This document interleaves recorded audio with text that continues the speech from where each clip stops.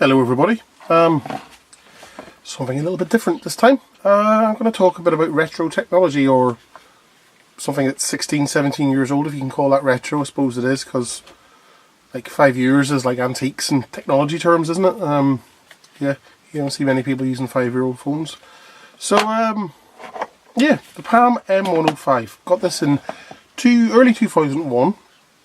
I've had several PDAs before that. So I had the Palm Pilot Personal, which predated this. Even had a Scion Series 3 in the early 90s, and then in the 97, when, was it 97 or 98, when Scion launched the Series 5 MX, got one of those, and that was a great little organiser, great keyboard, until I dropped it and broke it. And I think by that point, Scion had lost interest in the PDA market, and I think they were pulling out of it. Which is a pity, because they made some really nice pieces of kit. Potter's Scientific Instruments, or Nothing, as I believe it was called. Stood for, sorry. So anyway, yeah, the Palm M105. It was launched in late 2000, designed to be a cheap version of the market Series 4 and 5 Palms, I believe, which had colour screens and metal bodies, and focused more in the businessman market. So I haven't actually used this in 15 years, I think. I think the only reason I bought it was because I needed a new PDA, and this is all I could afford. I think I paid £150 for it. It was $200 in the US. I'm switching it on for the first time, so the first thing I have to do is go through this calibration ritual and then put in some settings. So you've selected English as the language for your Palm. If this is correct, tap OK, and it is. And it gives me a warning that if I use a different language on here to my computer, I could have all sorts of weird, wonderful issues. This unit did actually come with, that's correct, oh yeah, it's almost right on the time. I'll tell you what I'll do, I'll just put in some random date. Yeah, it came with a cover over the top of it, a detachable cover with a window to see the time in it when you press the up button. I'll demonstrate that in a wee while. It also had there's an infrared port here for connecting to infrared ports and phones. Remember those? And there was a docking cradle that came with it. The lower end M100 model came with a cable. I've since lost the docking cradle, the flap, and the stylus that came with it. That's why I'm using this. Setup complete. To learn about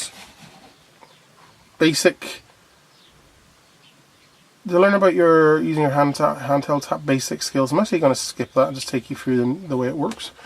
I remember in the 90s Apple had the Apple Newton, and Amstrad had the pen pad, which wasn't really well known outside of Europe.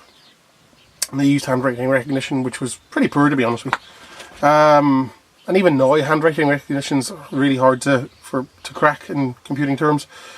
The guy who created Palm, I forget his name, I'll put it up on screen around here. His innovation was to develop graffiti, which is a way of writing using simplified letters, basically. So if I wanted to say A, I would go like that. So I don't have to do A and over. I just go A, B, C. It's all uppercase, and it takes a bit of learning, but realistically, for most people, half an hour at most. So let's say try it. Okay, previous, next. So here we go, I can try out graffiti. So let's say put in Robert,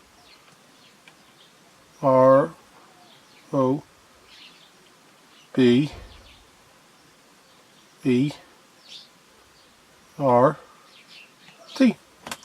I'm actually drawing on the screen here, I don't want to really do that. But there you go, so to delete, so stroke back. Simple enough, really. You can see it there. So I'll get closer. Space is just a line. O-H-E-L-L-O.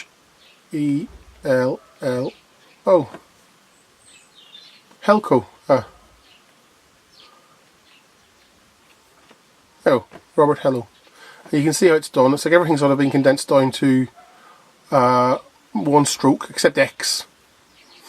But everything else is one stroke. So I don't think there's any way they could have done X without having two strokes. But the beauty of this system is it's easier to it's sort of meeting halfway between the user's expectations and the processor's, the software's expectations. It means it's easier for the software to interpret what you're saying, and it's because it takes a lot of processing power to do handwriting recognition, and from the user's perspective, they're retraining themselves to use this system. So it's kind of about meeting halfway. And I think most attempts at sort of voice recognition and handwriting recognition, where they try to be recognized as natural writing or voice commands as possible, are doomed to failure simply because it's just such a hard thing to figure out to express in code. So Palm had the right idea in what they know in this system. They were actually sued. Apparently Xerox sued them for claiming it copied their system they developed a few years earlier, and when Palm ended up having to change the system slightly and use slightly different strokes, and then until the lawsuit was settled, and I think eventually they came to an agreement and everything was hunky dory. But yeah, it was an interesting episode in the world of PDAs. At the time, like I say, this wasn't particularly powerful PDA even for the early 2000s. It was like the Windows CE models, they were years ahead. Now this model uses a 20 megahertz Motorola Snapdragon processor, which was a derivative of the 6800 processor used in the Amiga and the Atari ST, remember those? So it was like a mobile version. Still in production and used in specialist systems. Later versions of Palm operating system switched to ARM architectures. To give it a bit of context, my phone, Huawei P9, is octa-core, and it contains four 2.5 gigahertz processors and four 1.8 gigahertz processors. That's, this is like a tiny fraction of the power of a modern phone. And so let's have a bit more, go into a bit more detail. Address. So there's already some stuff in here with a number to call for accessories. I kind of wonder if I should call that Palm Incorporated. This is sort of hot coded into the firmware. So add one, new, last name Smith, first name Dirk, that's B. Been so long since I've used this. K is an interesting one, it's kind of just a swirl like a, that's Irk. You're scratching on the screen.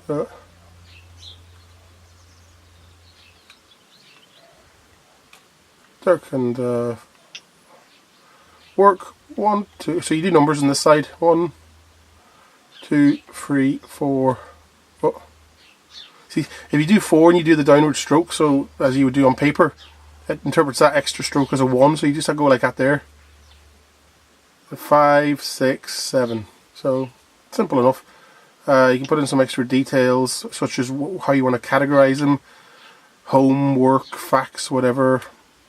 And say if they're private. So for private, then I believe you have to type in a PIN number to access them. Check that out. And add an extra note if you want. That's just free text. And that's it really. So if we go back to the home screen, now this is a single tasking unit. So when you move from one application to the other application effectively gets put to rest. It's hibernated in the state it's in.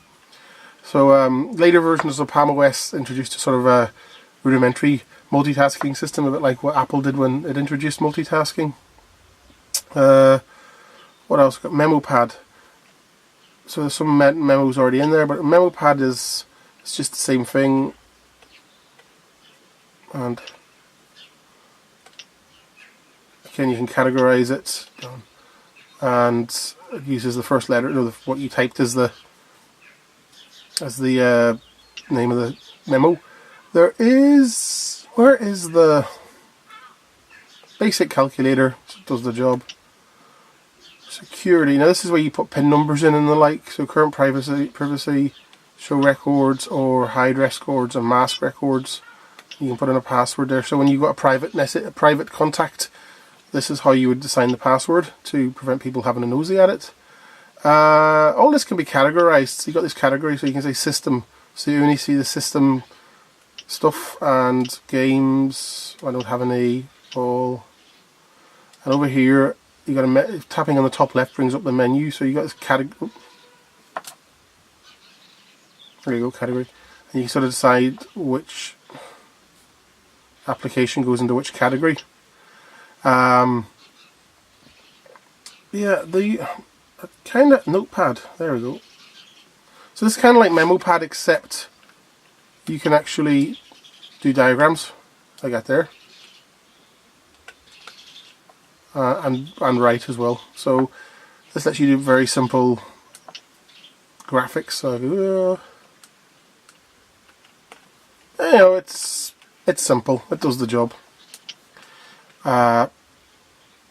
Welcome's just like a welcome application. There is infrared communication on this, which I have used. Oh, it's making me go through calibration again. So,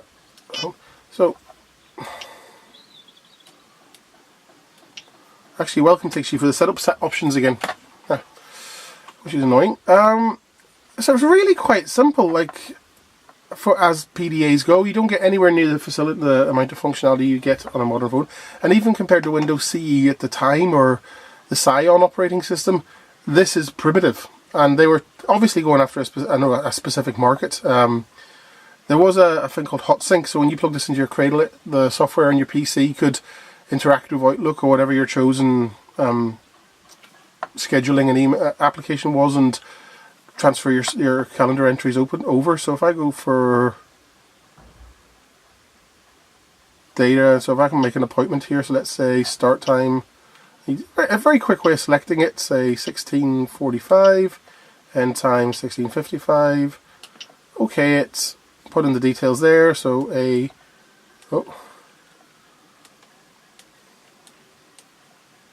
flapped, that'll do, and that's it. And you can put some details, sort of privacy, hide it or whatever. Quite simple. And if you want to see various options on how to view everything, like really as simple as it comes, really. On the screen here, a few other things. There's like quick access to the calculator. This brings the menu up at the top, so you do have copy and paste. Yeah, took Apple a while to figure that out. It's a search option that searches everything on the system, so I wonder if it'll find that. No, my weird message. Phone is just the address book. That's the to-do list. Simple. That's your your graphics pad. Up and down scrolls through things. So like that there. Now if I turn it off, press up, you get that. Because at one point when I had the flap on, you'd see that the time coming through the window in the flap, and pressing up does that. Infrared, yes, there was third-party applications available for this, of dubious quality. Some were good, some were bad. There was a thing which was quite popular, I forget the name of it now, it was Avantgo, which was a sort of offline reader. So what would happen is they would put the Avantgo reader on this, and then you'd go to the Avantgo website and on your computer register for stuff. So like I like the New York Times, I like the BBC. It would go and grab a chunk of reporting from those sites, and then when you did a HotSync, it would push the content onto your device. It was pushing the content of your device, like the push the Shoutcast network. Do you remember that? They were big into push. To be honest with you, that was the only really useful application I used. Like I say, there was infrared. You could connect to your phone. I'll show you the settings for that. I was actually going to try and test it. Turns out I don't actually have any phones with infrared on them anymore. Long since gone. So where is it? Network.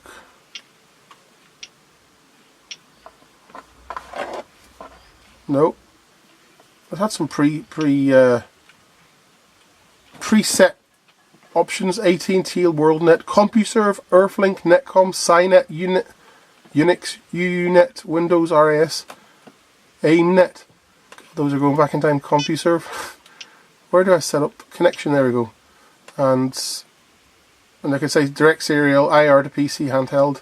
So if I was doing infrared, I'd go with that one, edit it, and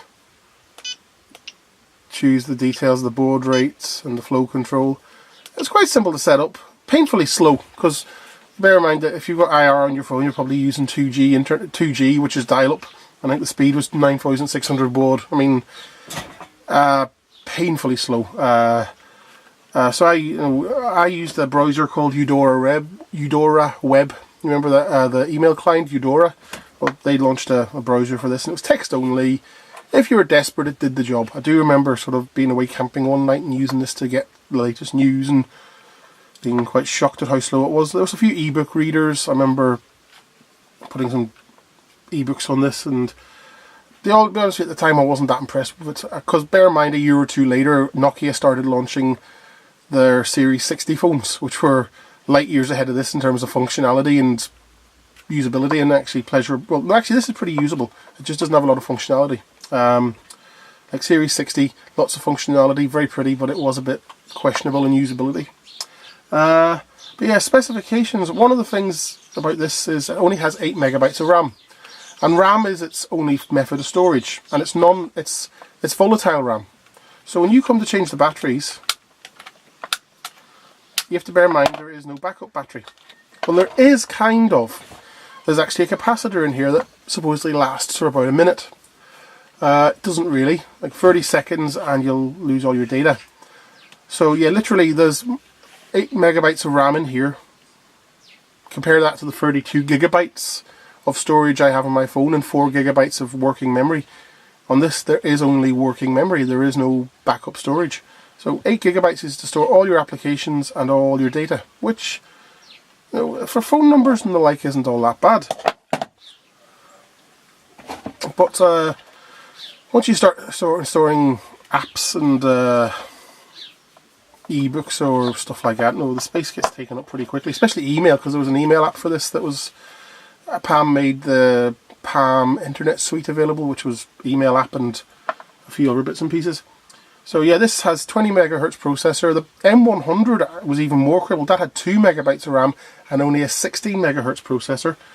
160 by 160 pixel screen with 16 shades of grey. 34 shades short of having 50. And yeah, it's basic, it's plain, fairly well made. It is plasticky, but it is, you know, sturdy. At the time, if you wanted a simple, reliable PDA, this was the way to go. It's an interesting piece of technology. Like even for 2000, 2001, it was a little bit behind the times. Sorry, battery went out there, so I just had to do a little bit of editing. Yeah, even for the time this came out, it was a bit behind the times technologically. You have to bear in mind, around the same time this was released, you already had like full colour screen Windows Pocket PCs. Even the Scion organisers from a few years earlier were faster and did more.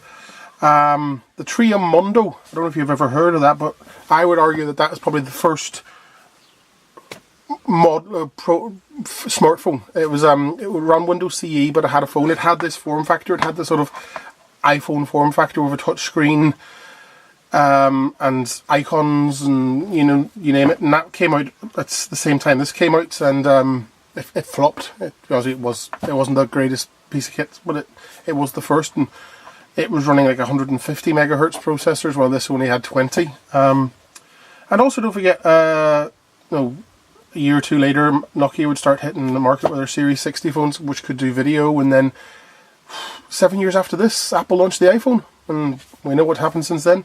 So, yeah, but like, Palm knew their market, simple devices. I suppose you could say they were a bit like the Nintendo of PDAs, in that they tended to use older technology, but use it well. And, Nintendo, even the Nintendo Switch, I believe, I'm not a gamer, but technologically, from a processor and graphics performance, hardware stat performance, it's not up there with the latest consoles, but they use it well. It's not how big it is, it's how you use it, as they say. So yeah, interesting little device. I got rid of this for not long after. I replaced it with a Ericsson T68. Remember those? I I believe that was one of the first sort of high-end WAP colour screen phones, which I still have somewhere. And it actually has IR, but I can't find it. And also I don't have the charger for an Ericsson. So there you go. So that's it. The Palm M105. Simple piece of technology. Did the job for the time. Cheap-ish. And probably a lot of people's first PDA. And exposure to mobile email. So, or mobile internet, depending on how you're set up. Anyway, cheers. Take care. Bye-bye.